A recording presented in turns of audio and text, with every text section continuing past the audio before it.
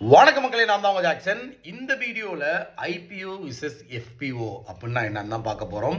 So அடிக்கடி பார்த்தீங்கன்னா அது இன்டர்வியூலையும் சரி, எக்ஸாமில் அப்ரிவேஷனாக கேட்குறதுலையும் சரி கேட்டுக்கொண்டே இருக்கிறார்கள். அதுக்கு முன்னாடி இதை பார்க்குறதுக்கு முன்னாடி உங்களுக்கு நம்ம ராயல் பாஸ் தேவைன்னா அதில் A to Z பேங்க் எக்ஸாமுக்கான video course, mark test, PDF course இருக்குது. இது போக 2026 நம்ம PDF கோர்ஸ், வீடியோ கோர்ஸ்லாம் லான்ச் பண்ணுவோம். ஸோ அதெல்லாம் உங்களுக்கு தேவைன்னு நினச்சிங்கன்னா நீங்கள் டிஸ்கிரிப்ஷனில் லிங்க்கை கிளிக் பண்ணி இல்லை டேரெக்டாக வெப்சைட்டில் போய்ட்டு ராயல் பாஸை கிளிக் பண்ணி பைனவ் கொடுத்து மேலே அப்ளை கூப்பன் கோடுன்னு கேட்கும். அதில் பார்த்தீங்கன்னா நீங்கள் CWJ 50ன்னு போட்டிங்கன்னா 50% ஆஃபர் கிடைக்கும். சரிங்களா? சரி, ஐபிஓனா என்ன? Initial public offering. அதாவது ஒரு நிறுவனம், சரிங்களா, ஃபஸ்ட்டு அவங்களோட ஷேரை பர்ச்சேஸ் பண்ணிக்கங்க அப்படின்னு சொல்லி ஷேர் மார்க்கெட்டில் ரிலீஸ் பண்ணுறது, அதுதான் initial public offering. Initial public offering, சரிங்களா?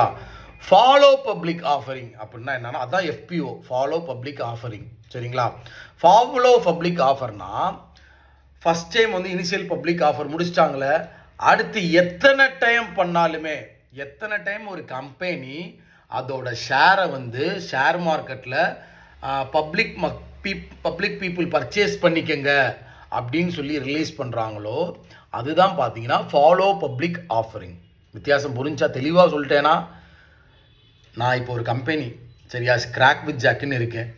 கிராக் வித் ஜாக்கில் இன்வெஸ்ட் பண்ண வாங்கடா அப்படின்னு சொல்லிட்டு என்னோட ஷேரை ஃபஸ்ட் டைமாக நான் ஷேர் மார்க்கெட்டில் ரிலீஸ் பண்ணுறேன். பப்ளிக் யாருனாலும் பர்ச்சேஸ் பண்ணிக்கங்க அப்படின்னு சொல்லி, அதுதான் ஐபிஓ. இதே இந்த crack with jack already share மார்க்கெட்டில் என் கம்பெனி லிஸ்டடில் இருக்குது, சரிங்களா? ஸோ என்னோடய ஷேரை நீங்கள் யாருனாலும் பர்ச்சேஸ் பண்ணிக்கங்கன்றது ஃபஸ்ட் டைமுக்கு அப்புறம் எத்தனை தடவை பர்ச்சேஸ் பண்ணாலும் அது ஃபாலோ பப்ளிக் ஆஃபர். அவ்வளோதான். ஸோ உங்கள்ந்து விடப்படுது உங்கள் ஜாக்சன். 10